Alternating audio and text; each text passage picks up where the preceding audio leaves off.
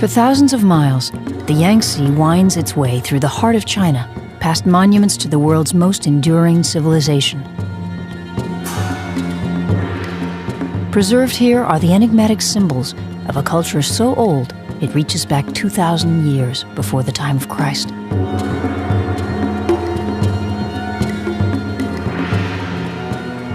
Today, up to 17 million tourists a year flock to see the treasures of the Yangtze. Some are living museums, some are thriving spiritual centers, like the temples at Fengdu and Shibuzhai. Others are lost cities ruined by the passage of time.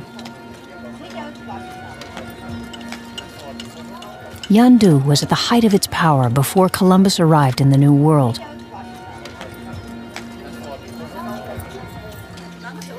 Already enough artifacts have been recovered to fill several museums, but time is running out. At a site called Three Gorges, the world's most powerful dam will create a man-made flood that will inundate the Yangtze Valley. China is no stranger to disaster.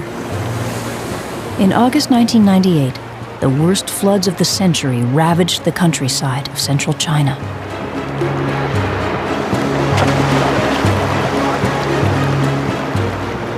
The Chinese army tried to rescue an area the size of New Zealand and failed. 13 million people were displaced from their homes. In this century alone, the Yangtze has claimed over 300,000 lives. Yet the people endure. For as long as they can remember, the floodwaters of the Yangtze have been the lifeblood of China.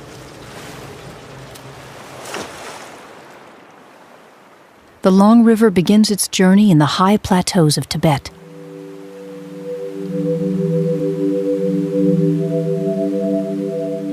Born of ancient glaciers, it plunges over 21,000 feet before cascading into the tributaries of the Yangtze Valley and making its way to the sea.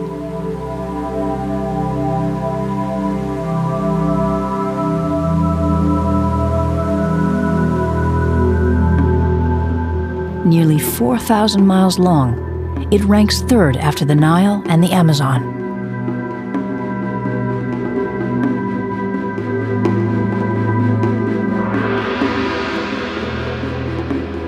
Its drainage area is the size of Mexico.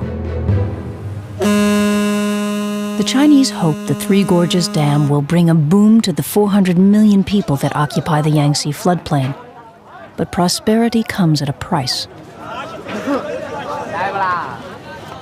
Rising water will soon obliterate one of the strangest chapters in Chinese history. Professor Ran Roy-chan crosses a swift-flowing tributary north of the river.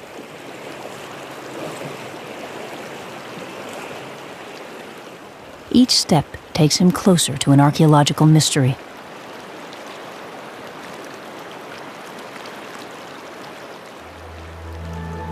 These are the hanging coffins of the Yangtze, the most bizarre burial site in all of Asia.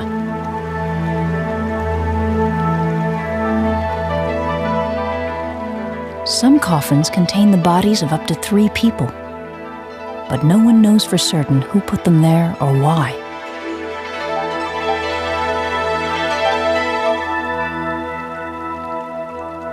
One can only marvel at the skill and resolve of these ancient climbers.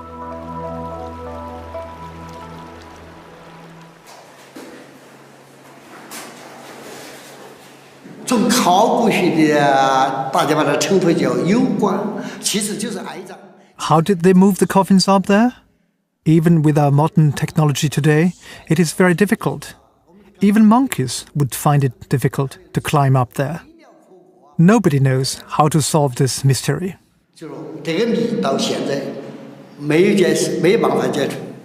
Hoisting coffins up a mountain is not typically Chinese. It could be the work of a little-known culture called the Ba that first settled along the Yangtze over 4,000 years ago. This Ba sword, made of bronze, carries the image of a tiger, an animal they probably worshipped. Whether its makers had any links with the hanging coffins may never be known. The coming flood will wash away the clues.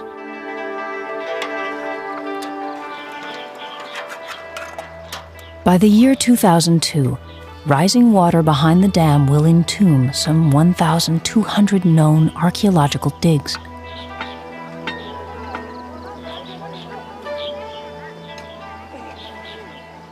Another 8,000 unexplored sites, likely filled with priceless artifacts, will also vanish.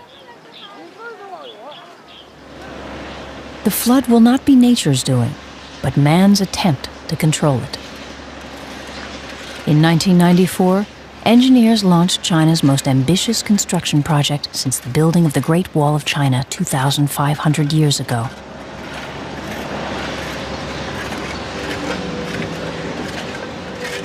When completed, the Three Gorges Dam will be the world's largest producer of hydroelectric power and the costliest, at 20 times the total annual budget of the United Nations.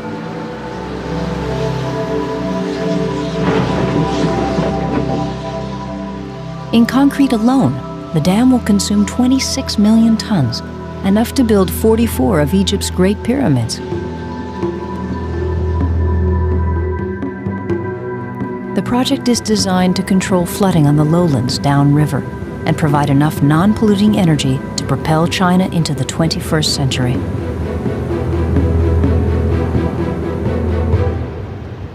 While the dam holds out the promise of a new future, its construction threatens one of the world's richest deposits of ancient history. The dam will form a reservoir the length of Lake Superior. By 2002, the low-lying areas of the river valley will be submerged along with hundreds of archaeological sites. In 2004, when the dam is nearly completed, the water level will rise to 500 feet. 13 cities, 140 towns, and more than 1,300 villages will be engulfed. By 2009, the surface will rise to its full height of 577 feet, creating the largest artificial body of water on Earth. A casualty of China's progress is the Yangtze's fabled Three Gorges.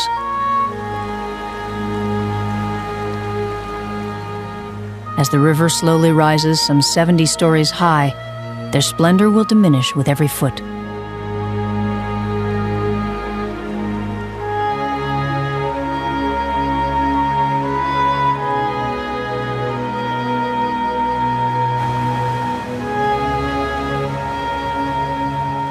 Tourists from around the world arrive daily to relish one of nature's great spectacles before it's lost.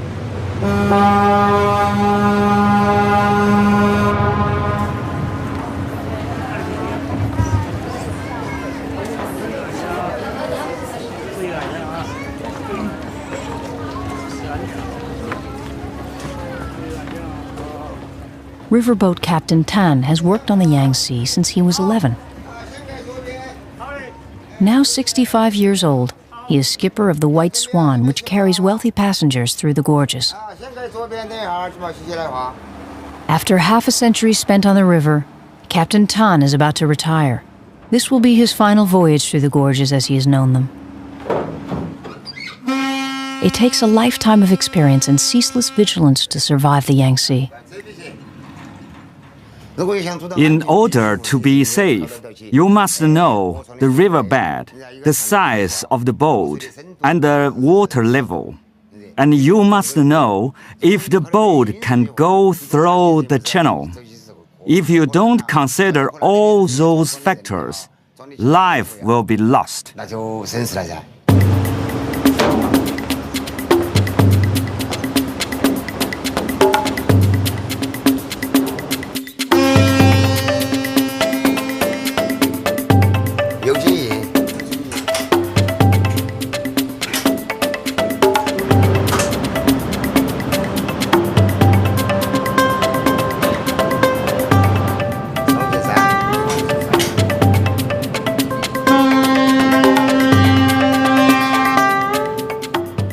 The ancient Chinese believed the river was controlled by malicious dragons. From commanding temples above the Yangtze, poets wrote tales of lost kingdoms and mighty battles with serpents. But now there's a new dragon, one that pits the raw power of the future against the cultural legacy of the past. Dr. Yu-Wei Chao is the former director of the Beijing History Museum. In the Three Gorges area, there are over 1,200 ancient sites, above ground and underground. They have great historical value, especially regarding the Ba race. These were a people who were extremely brave in war, but who loved dancing and singing as well. We hope to understand more about the Ba culture before it gets completely washed away in the flood, so we can share it with the world. This is my dream. As early as the 1950s, archaeologists found traces of an ancient people on the fringe of the Yangtze River basin.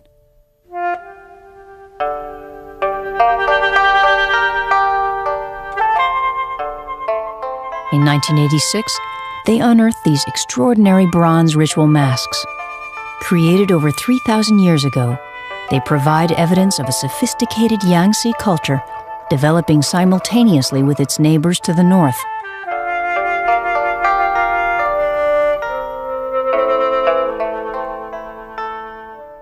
Today, the region has been identified as a vital cultural hub, a new unexplored center of civilization. Archaeologists gained a stunning view of Yangtze culture when construction began on the Three Gorges Dam. The entire island of Zhengbao was slated for destruction.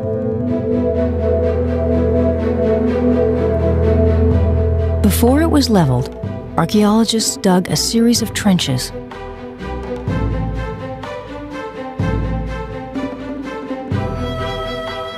A few feet down, they hit pay dirt.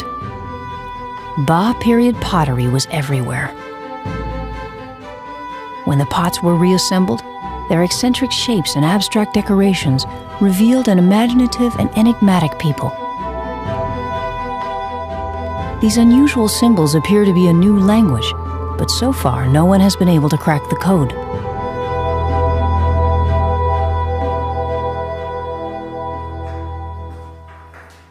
Scores of rare Yangtze artifacts are stored in this vault at the Chongqing Art Museum.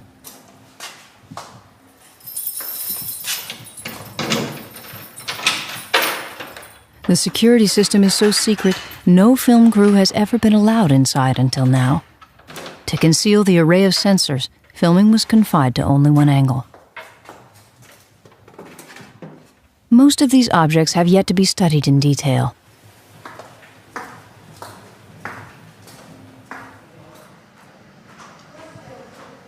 But one thing is known. The museum's growing collection proves Yangtze artisans were endowed with great skill and vision. Some 2,000 years ago, they created masterworks of porcelain. This Yangtze maiden is a world-class example of elegant simplicity.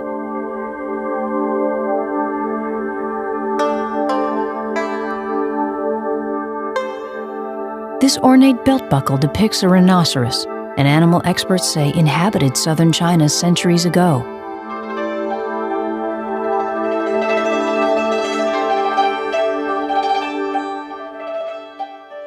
Gold objects are rare in China. This exquisite bowl is over 1,000 years old and almost solid gold. Here, a golden turtle chop. On the bottom, the owner's name, pressed in ink. It was used to stamp important documents. A golden hair brooch, only a few inches long, is a masterpiece of workmanship. All in miniature, it glitters with exotic horses and their riders. On the back, a centuries-old birthday greeting. Bronze chimes may have been used to warn of enemy attacks. The Chinese valued the strength and versatility of bronze above all metals. Reassembled here in the Yangtze city of Wuhan, is a monumental set of 64 bronze bells unearthed in 1978. Made 2,400 years ago, this amazing instrument weighs almost 3 tons. The style of the instrument conforms to the fashions of north-central China.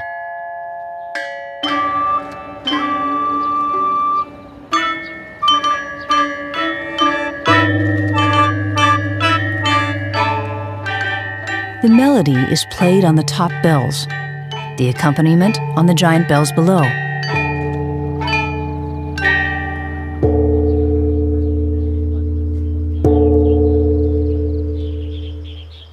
Clearly, the Yangtze people were in contact with cultures hundreds of miles away.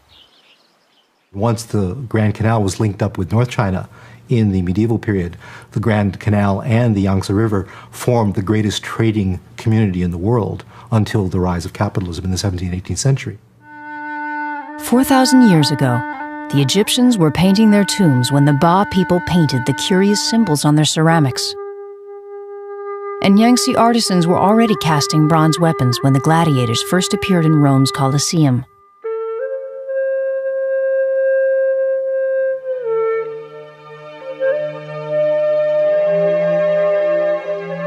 To comprehend the potential loss of ancient treasures to the Three Gorges Dam, Professor Yu Wei Chao looked to the west for a comparable disaster. In southern Italy, the ancient city of Pompeii, which was destroyed by a volcano 2,000 years ago, can still be visited, even excavated today. However, the very soil in the Three Gorges area will be scattered and gone once it comes into contact with water from the flooding. It will be gone forever. It is an irreparable loss, and we must do our best to save it.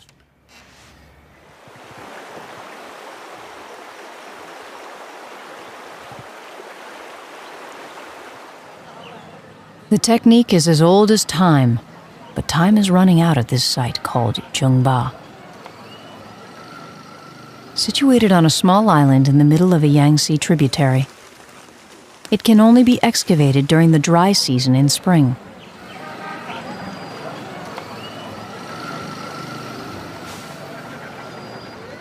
Strewn with ancient pottery and gravesites, Zhengba holds valuable clues to how and when the Yangtze Valley was settled. But to find them, workers must remove hundreds of tons of soil by hand.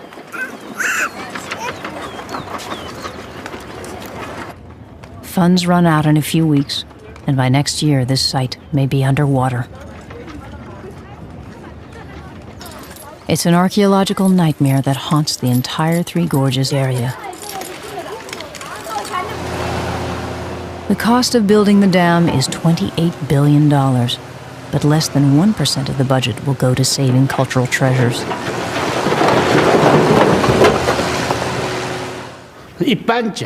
In advanced countries, that percentage could be between 3 to 5% of a construction budget. We originally hoped the Three Gorges area, because of its ancient culture and historical importance, would also recover 3 to 5%. While excavators race against time, the White Swan sails toward the gorges.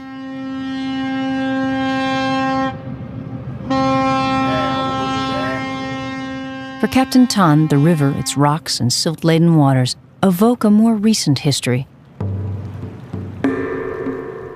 Beginning in the late 1700s, British traders flooded China with opium.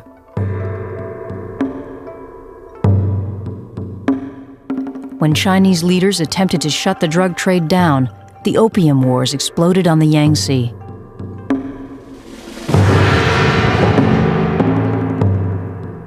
British gunboats quickly destroyed the Chinese fleet, opening the way for other European traders.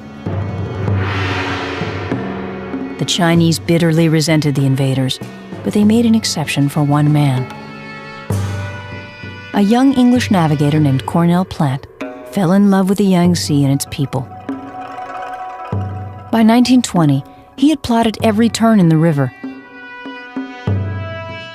His handbook on navigation would save the lives of countless foreign and Chinese sailors.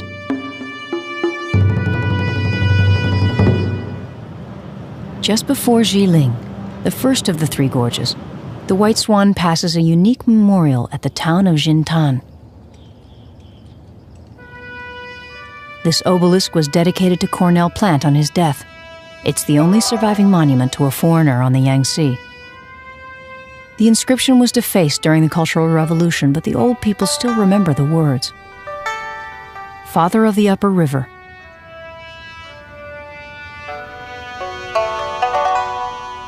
This simple column will vanish, along with the entire town of Jintan, when the dam comes and the flood reaches its ultimate height of 577 feet. Even though the water is still years away, the people have been ordered to tear down their homes and businesses now. Eventually, 1.3 million will be uprooted.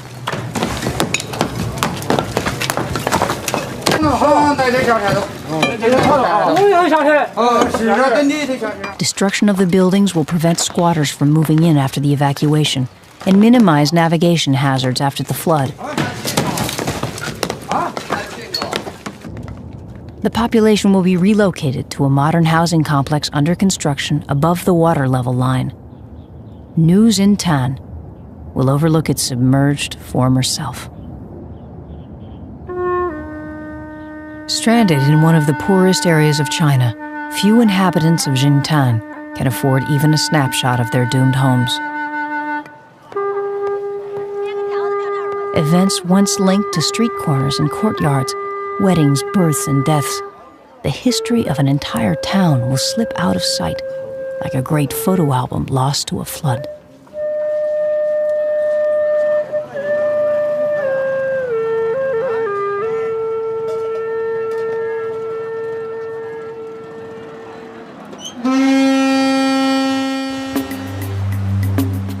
Captain Tan and the White Swan now pass through Jiling Gorge. A 30-mile notch through solid rock, Jiling is the longest of the gorges and notorious for its hidden shoals and rocks.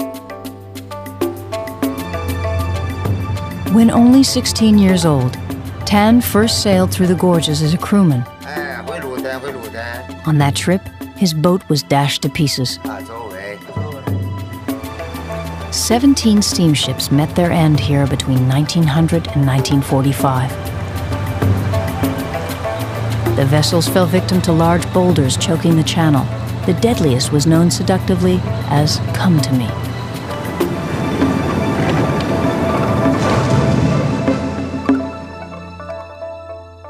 The Yangtze is the wellspring of Chinese mythology. The ancients thought its jagged peaks resembled gods and heavenly guardians. The great beauty of the river lured generations of poets and mystics to the magnificent temples that dot the hills around the three gorges. Overlooking the port of Fengdu is a shrine called the City of Ghosts.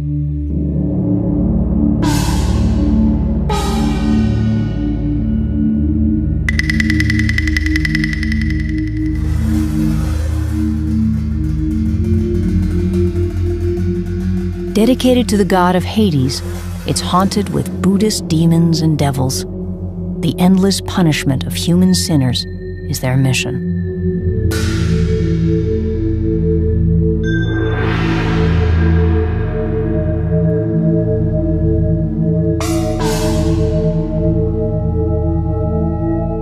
According to legend, the tortures that awaited the wicked in hell were reported by inmates who were allowed to return to life.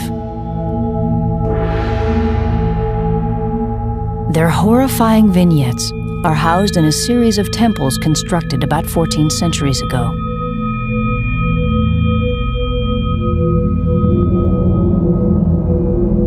The City of Ghosts will survive the flood. But the entire port of Fengdu will be sacrificed to the Three Gorges Reservoir.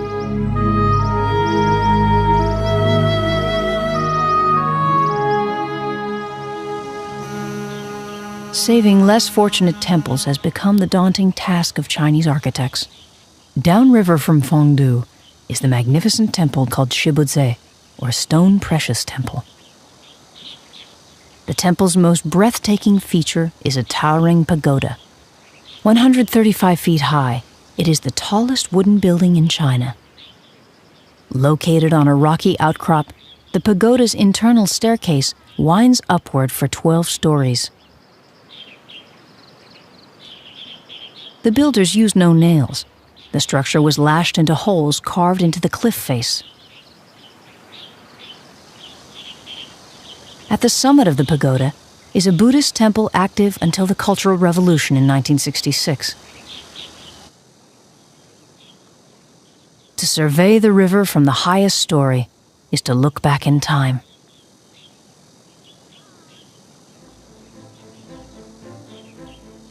While the dam will engulf the town below, officials hope to rescue the complex with an ambitious project.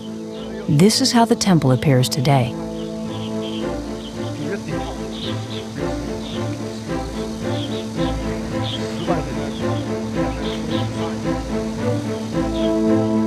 To save it, plans have been drawn to build a massive wall around the base of the pagoda.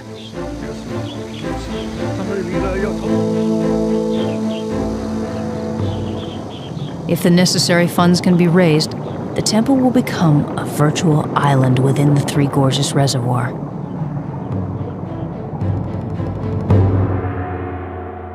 "80 miles downriver is another monumental challenge. Zhangfei Temple commemorates the period between 220 and 265 AD, when 3 separate states ruled the Yangtze River area. Zhang Fei was a heroic general in the state called Shu. Zhang helped purge the land of corruption, but was ultimately murdered by his treasonous officers. In the 1960s, Mao's Red Guards ransacked some of China's most sacred places. Not only was Zhang Fei's temple threatened, but also its collection of some of the greatest calligraphy of the Yangtze. Such historical treasures suffered damages and destruction during the Cultural Revolution. So to save these cultural relics, intellectuals here wrote Chairman Mao's quotations on the reverse sides.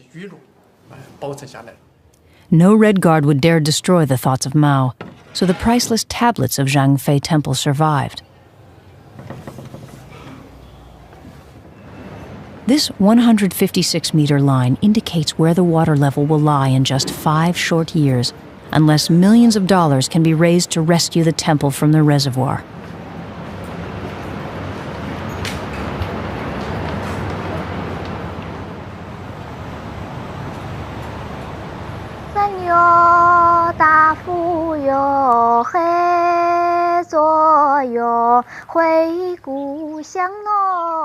Near the western edge of Jiling Gorge, a song echoes through another treasure of the Yangtze. It laments the passing of the poet Kui Yuan. His works have been compared to a host of Western Romantic poets, from Shakespeare to William Blake. High above the city of Zigwei, this splendid temple was created in his honor. Standing some 300 feet above the water, it's hard to imagine the rising waters will reach this high, but they will. The strategies to save the Yangtze temples are daring and dramatic, to say the least. Chinese engineers are planning to take the Zhang Fei and Kui Yuan temples apart. Piece by piece, wall by wall, they will be reassembled on a higher ground, a feat that demands extraordinary skill and determination.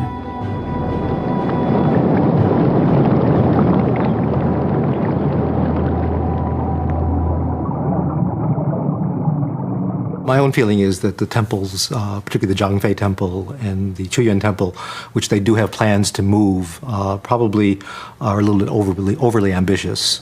Given the logistics of that area, there are no major roads, river traffic is uneven. It'll be very difficult to take apart those temples and then reconstruct them within the time limits that they've set up. Other temples will be lost forever.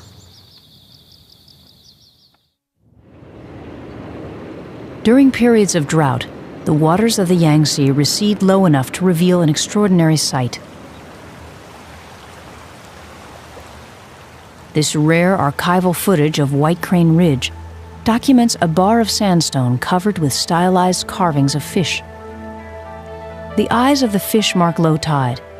They were carved in the 8th century over a period of 72 years.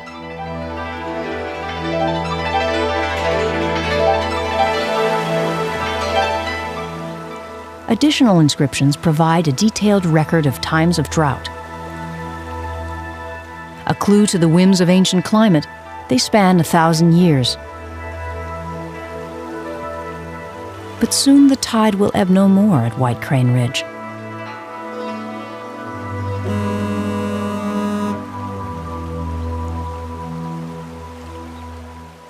While his passengers sleep, Captain Tan charts a course from Zigway to their next destination.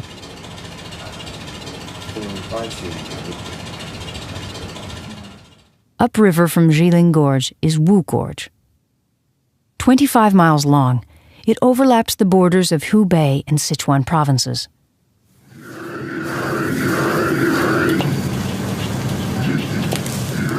By lunchtime, the White Swan has tied up just outside the gorge to take on fuel.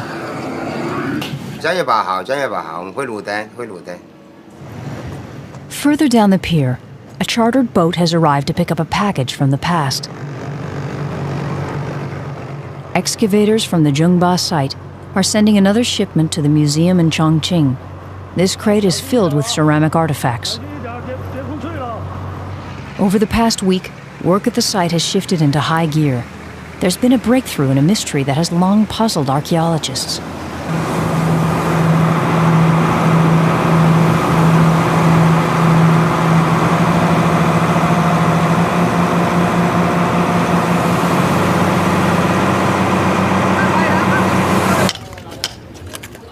None of the pottery at Zhengba is the same age. Instead, it spans thousands of years, suggesting the site was continuously occupied. The buildings of one culture were constructed on the ruins of another, making Zhengba a layer cake of Yangtze history. This is a major site compared with other sites in the Three Gorges. It can be dated back around 4,500 years through the Neolithic age. The remains here include house foundations, pottery making, cemeteries, trash heaps, tools of production, and tools of daily life.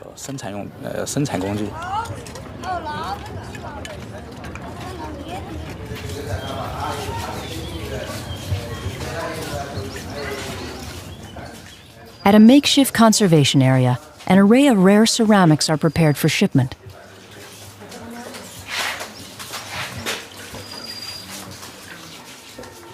Here, fragments of human history span a gulf of time that reaches back to when the Egyptians built their first library in 2500 BC.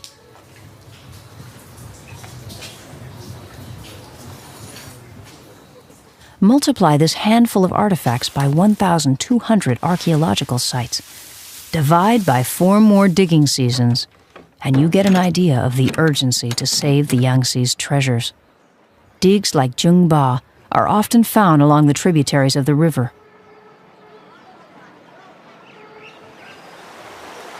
None are more breathtaking than the Daning. Snaking north from Wushan, it's one of the most unspoiled stretches of water in all of China. The river is a maze of shallow twists and turns.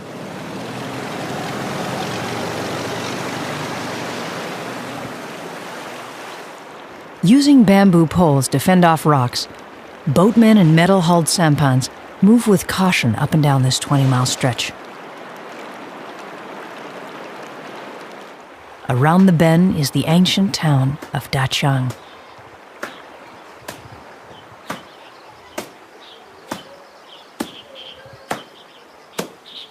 The region was first settled in the 3rd century AD, but the present town dates back 400 years.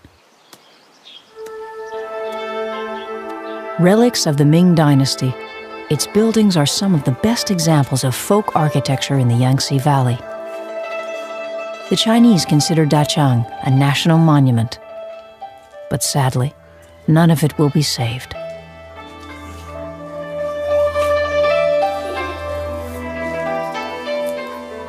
The Daning also harbors one of the great scenic treasures of the world.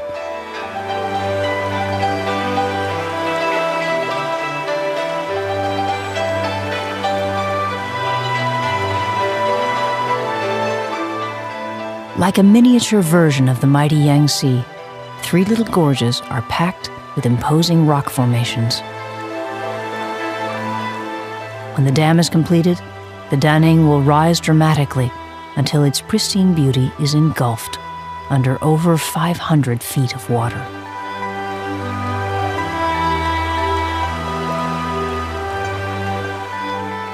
From scenic wonders and ancient sites to treasured temples and ancient towns, the coming flood is a call to action.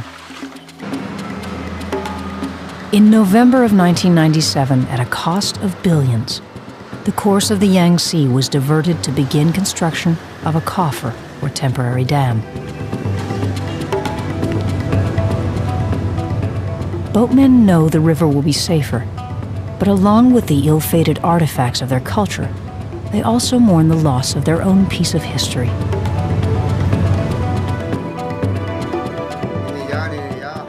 Captain Tan and his generations are living testimony to the triumphs and tragedies of life on the Yangtze. Surveying the shore from his pilot house summons the painful memory of a time when danger lurked around every bend and death was commonplace.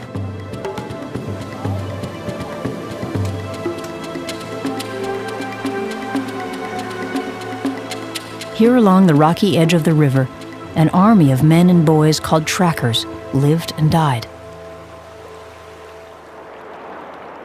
Until the 1940s, when boats were powered by their own steam, vessels weighing as much as 120 tons were pulled upriver by human muscle. The river flowed fast, and the path was narrow. If you fell, you died.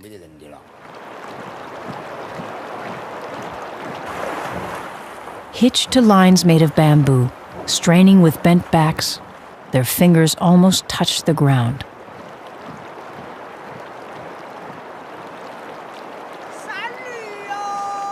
As they pulled, they sang to ease the pain.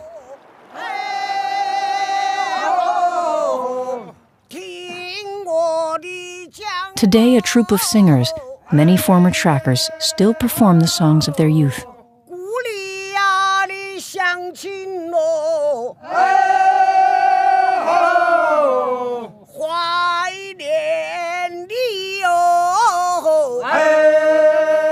One in 20 boats were destroyed, but no one knows how many trackers were pulled to their deaths.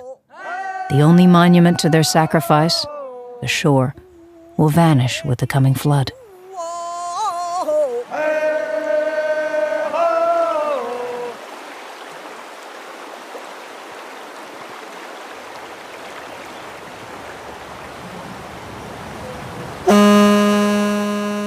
The White Swan enters Wusha Gorge.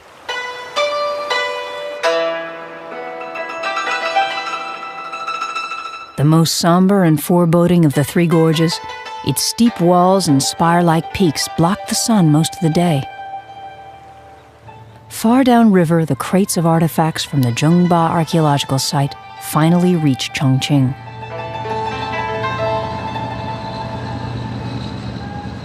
Waiting at dockside to protect the treasures are security officers from the Chongqing Museum.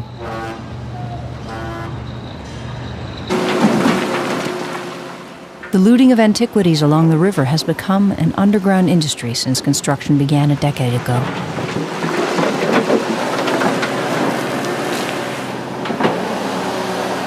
New roads opened the way for the lucrative trade. Peasants and other people in that area are realizing they can grow wealthy from finding these antiquities. Gangs and other groups are involved in this as well. When someone finds something, they're paid off. Very often it winds up in some sort of network that goes either to the south or to North China and then finds its way out of China into Taiwan or other areas, Japan and the West, for example. these gangs are very sophisticated. They have up-to-date equipment, cell phones, and other kinds of equipment. They're well funded, much better funded than the local authorities, the police, and the local preservationists. So that in the race for these antiquities, the people who are getting them out of the country are winning over the people who are trying to keep them in the museums. Thefts from museums are alarmingly on the rise. 9 rare bronzes were recently stolen from the Chuyuan Temple. Works of art belonging to the Zhangfei Temple have also disappeared. In Fengji, peasants hunting for artifacts assaulted officials who tried to stop them.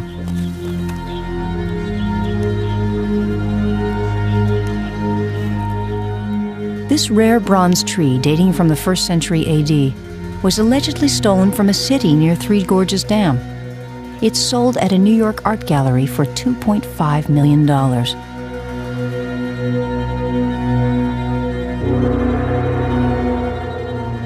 Security officers throughout the region are in desperate need of funding.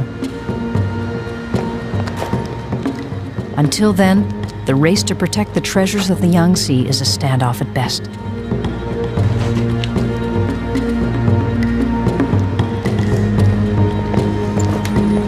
Here at the Chongqing Museum, the Zhongba artifacts are headed for the vault to join the overflowing inventory. Among them, Chinese scholars are finding new clues to the Ba culture. They think this urn-shaped object, called a chunyu, was used by the Ba to accompany war chants. It carries the distinctive symbol of the tiger. Some believe the tiger may also link the ancient Ba to a people called the Tujia. Today, the Tujia live in scattered settlements along the Three Gorges. Recognized as a national minority by the Chinese government, their folk groups still perform traditional dances and songs.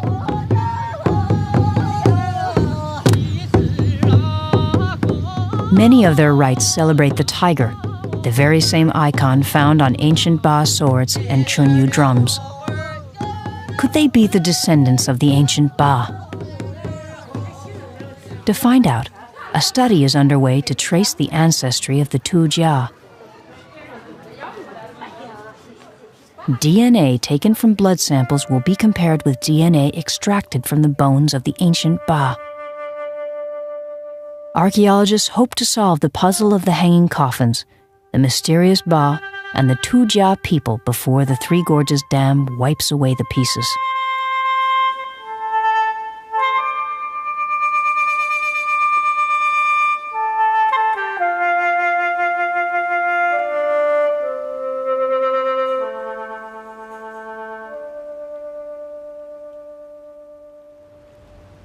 The White Swan now heads for the last of the Three Gorges, Kutang. Barely 5 miles long, it's flanked by steep cliffs and towering peaks.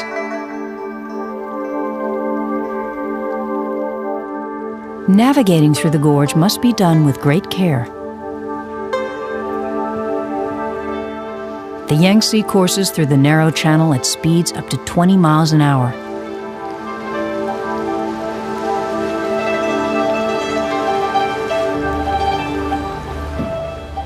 To warn ships away from hidden rocks, China maintains some 4,000 beacons along the middle and upper river, some in metal boats anchored to the bottom.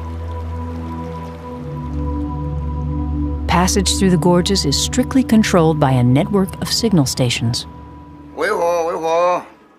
As Captain Tan enters the rapids, he alerts a station just around the bend. All traffic is halted to allow the White Swan safe passage through the Narrows.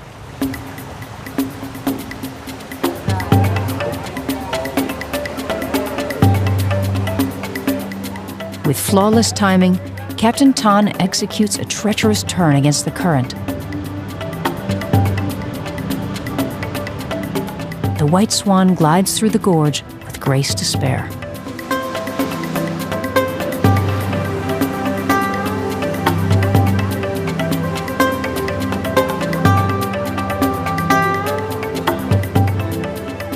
Passengers hardly notice the maneuver. They've fallen under the spell of the mountain soaring 4,000 feet overhead.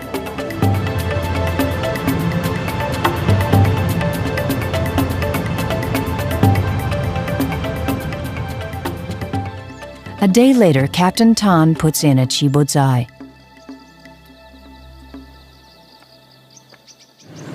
From there, he boards a small boat to a village called Kuchiko.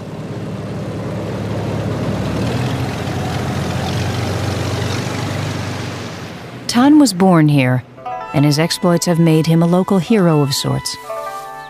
He's come to see friends and relatives and visit the home he grew up in just one more time. The water level has already begun to rise, and his village, like so many others, will completely disappear by 2004.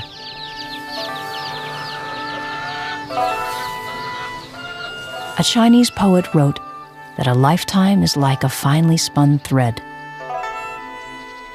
The thread that binds Captain Tan to his village and the river below are about to break. Tomorrow, his lifelong adventure will come to a close.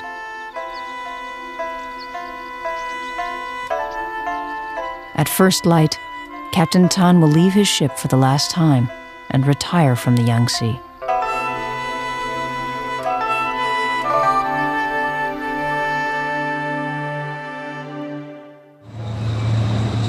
Until a new highway is completed, the river will provide the best pathway to the highly populated Chongqing.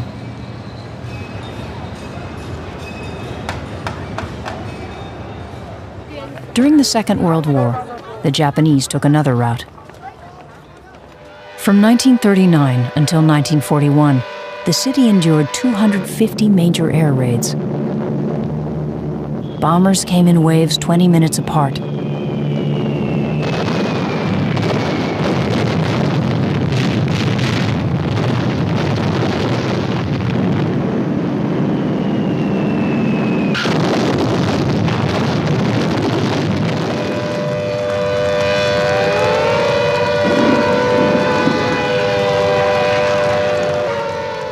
$200,000 Chinese died, many suffocated in shelters waiting for the rain of bombs to end.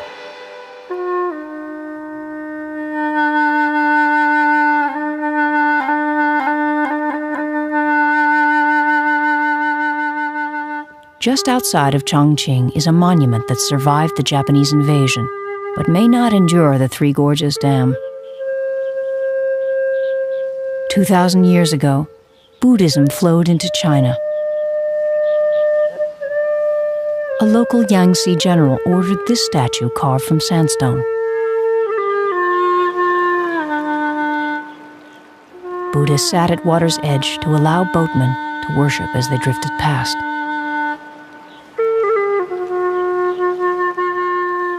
Today, the shrine remains an active site of prayer. Many fear the dam and the coming flood will claim the statue. But in return, the government promises that by the year 2012, Chongqing will be the greatest port in all of China.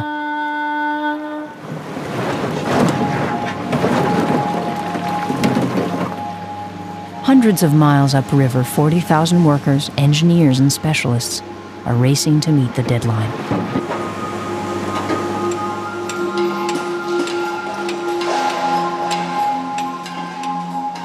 New cities are rising and a modern highway is under construction to anchor the Yangtze firmly to the 21st century. The hidden costs of progress are high. In one location, 1,000 tombs dating from the Ming Dynasty were destroyed. So far, only a small fraction of the $250 million earmarked for rescue has been released. Government officials are undecided about who should administer the funds.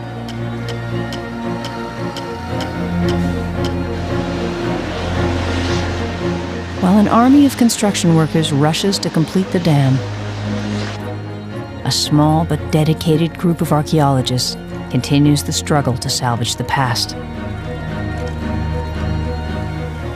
For now, countless treasures of the Yangtze await their fate. Whether the race to save them can still be won, only time will tell.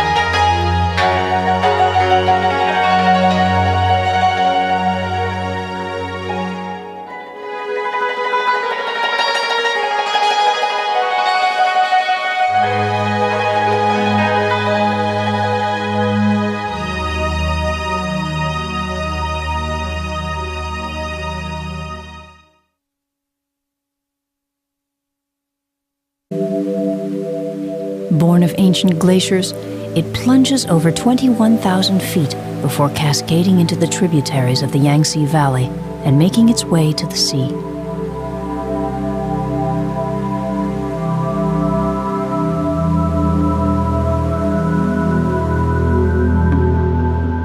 Nearly 4,000 miles long, it ranks third after the Nile and the Amazon.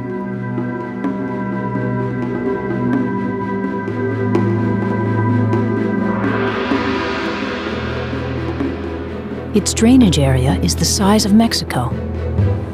The Chinese hope the Three Gorges Dam will bring a boom to the 400 million people that occupy the Yangtze floodplain. But prosperity comes at a price. Rising water will soon obliterate one of the strangest chapters in Chinese history. Professor Ran Roy Chan crosses a swift-flowing tributary north of the river.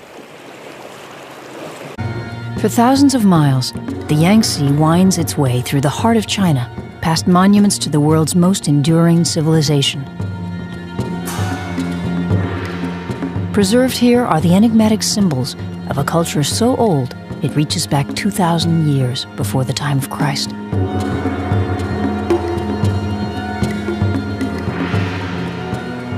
Today, up to 17 million tourists a year flock to see the treasures of the Yangtze. Some are living museums, some are thriving spiritual centers, like the temples at Fengdu and Shibuzhai. Others are lost cities ruined by the passage of time. Yandu was at the height of its power before Columbus arrived in the New World.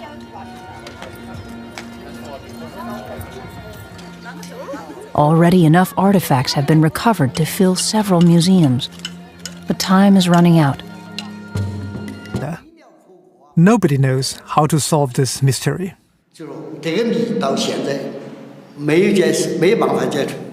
Hoisting coffins up a mountain is not typically Chinese.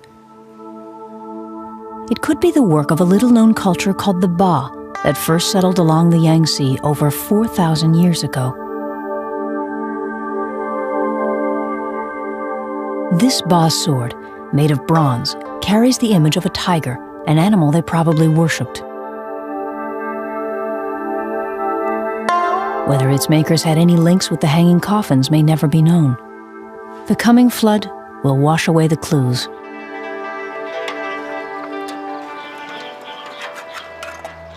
By the year 2002, rising water behind the dam will entomb some 1,200 known archaeological digs.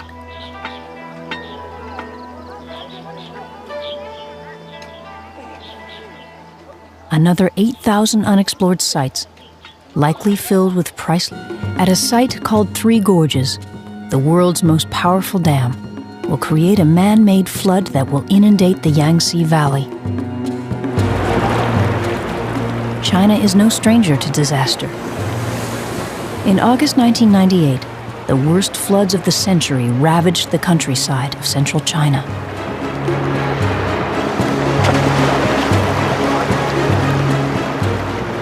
The Chinese army tried to rescue an area the size of New Zealand and failed.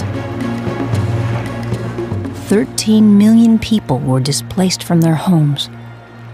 In this century alone, the Yangtze has claimed over 300,000 lives. Yet the people endure. For as long as they can remember, the floodwaters of the Yangtze have been the lifeblood of China.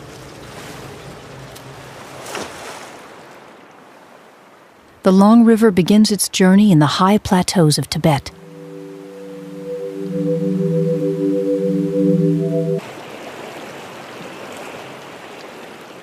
Each step takes him closer to an archaeological mystery.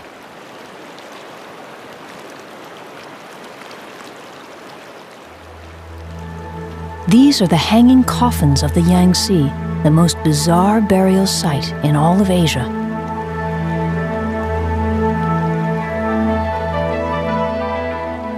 Some coffins contain the bodies of up to 3 people, but no one knows for certain who put them there or why.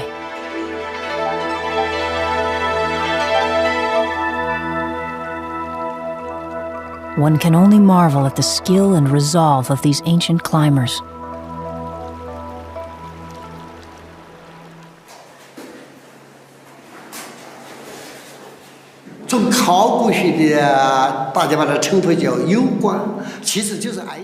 How did they move the coffins up there? Even with our modern technology today, it is very difficult. Even monkeys would find it difficult to climb up there.